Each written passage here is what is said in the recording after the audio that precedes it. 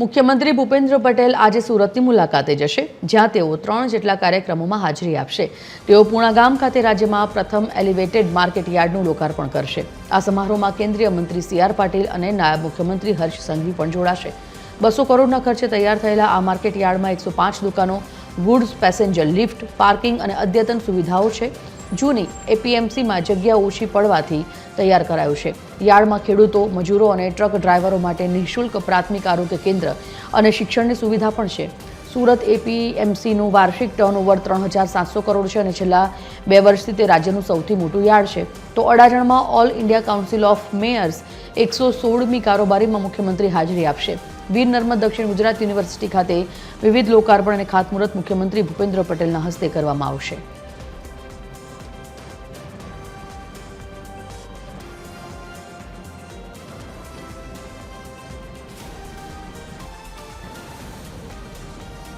Associate editor Deven ચિટ્ટે આ મુદ્દા પર લાઈવ જોડાઈ ગયા છે। દેવેન પાસેથી જાણકારી મેળવીએ। દેવેન, જે પ્રકારે આજે મુખ્યમંત્રી ઘણા બધા કાર્યક્રમોમાં ઉપસ્થિત રહેવાના છે, ખાસ કરીને આજનો કાર્યક્રમ તેઓનો કેવા પ્રકારનો અને કેવા પ્રકારના કાર્યક્રમોમાં આયોજન અને સુવિધાઓ કરવામાં આવી?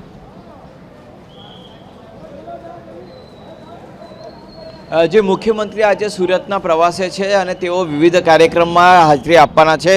સૌપ્રથમ તેઓ લગભગ 10:30-11 વાગ્યાની આસપાસ સુરતના APMC ખાતે આવવાના છે। આજે APMC જે છે ત્યાં આગળ અત્યારે એલિવેટેડ સુવિધા જે ઊભી કરવામાં આવી છે, તે એલિવેટેડ સુવિધા માટેનું લોકાર્પણ જે છે તે મુખ્યમંત્રીના હસ્તે થવા જઈ રહ્યું છે।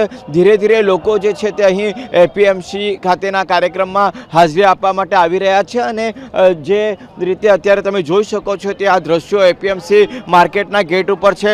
જે સહકારી અગ્રણીઓ છે તેઓ પણ અહીં આવી રહ્યા છે અને ધીરે ધીરે આ કાર્યક્રમની અંદર પોતે ઉપસ્થિત રહેશે। આ જે સુવિધા છે એ ખેડૂતો માટે અને યાર્ડ માટે ખૂબ જ મહત્વની રહેવાની છે। ત્યારે અત્યારે આપણી સાથે જે ચેરમેન છે, આપણે ચેરમેન સાથે પણ વાત કરવાનો પ્રયાસ કરીએ છીએ। APMCના ચેરમેન પોતે સંદીપ દેસાઈ આપણી સાથે છે। સંદીપભાઈ, કયા પ્રકારની આખી સુવિધા ઊભી કરવામાં આવી છે? સુરત APMC દ્વારા ગુજરાતની પ્રથમ એલિવેટેડ માર્કેટ પ્રથમ માળે લોકાર્પણ હમણાં ટૂંક સમયમાં થનાર છે। રાજ્યના મુખ્યમંત્રીના વરદ હસ્તે અને ખૂબ મોટી સંખ્યામાં ખેડૂત મિત્રો તમે જો તો આ બધા આવી રહ્યા છે અને જબરદસ્ત માહોલ છે ખેડૂતોમાં। કેવી રીતે આ ટ્રક આવશે અને ક્યાં સુધી આ ટ્રક જઈ શકે અને એનાથી વેપારીઓને શું ફાયદો થઈ શકે?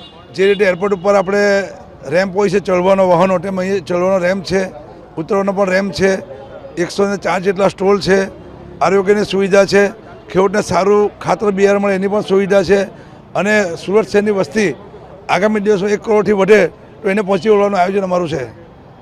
અને અત્યારે જે રીતે આપણે શાકભાજીનો કચરો છે એના દ્વારા કઈ રીતે એનો પ્રોડક્શન કરીએ છીએ અને ફળનો પણ કઈ રીતે ઉપયોગ કરીએ છીએ? શાકભાજીના કચરામાંથી બાયોગેસ CNG બનાવવાનું કામ કરીએ છીએ અમે અને એ પણ ખૂબ સારી રીતે ચાલી રહ્યું છે। આભાર।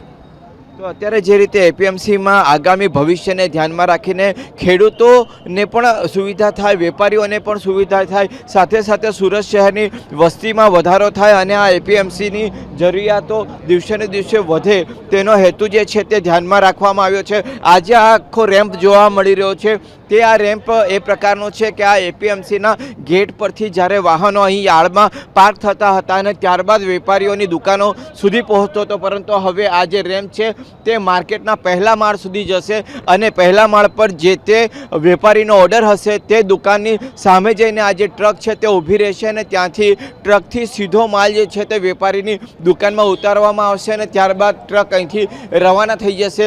જે ટ્રક ચાલકો અન્ય રાજ્યોમાંથી કે દક્ષિણ ગુજરાતમાંથી કે ખૂબ દૂરથી આવતા હોય છે તેમના માટે રહેવાની સુવિધા પણ અહીં છે, જમવાની વ્યવસ્થા પણ છે અને જો કોઈની તબિયત ખરાબ થાય તો તેના માટે મેડિકલની પણ તમામ પ્રકારની વ્યવસ્થા જે છે તે અહીં ઊભી કરવામાં આવી રહી છે। એટલે આજે દિવસ દરમિયાન જે મુખ્યમંત્રીના લોકાર્પણના કાર્યક્રમ છે તેમજ સાથે સાથે મેયર્સ મિટિંગની અંદર પણ તેઓ પોતે હાજર રહેવાના છે અને જે યુનિવર્સિટી છે, યુનિવર્સિટી ખાતે લગભગ 600 કરોડના ખર્ચે જે વિકાસના કામો છે તેમના લોકાર્પણ અને ખાતમુહૂર્ત પણ થવા જવાના છે આજે।